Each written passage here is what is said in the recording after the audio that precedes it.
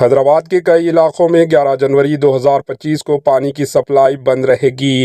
Hyderabad metropolitan water supply and sewerage board نے اعلان کیا ہے کہ حیدرآباد کے مختلف علاقوں میں 11 جنوری 2025 کو پانی کی سپلائی بند رہے گی۔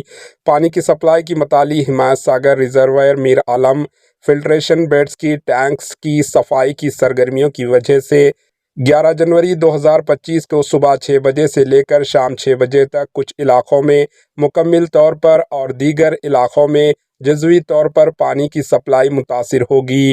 متاثرہ علاقے حسین نگر، کشن باغ، دودھ بولی، مصری گنج، پتھر گڈی، دارالشفا، مغل پورہ، جہانما، چندولال، بارادری، فلک نما، جنگم میٹ۔ ان علاقوں کے رہائشیوں کو اس وقت پانی کے استعمال کو کم کرنے کی ہدایت دی گئی۔ Bureau report, AHN news.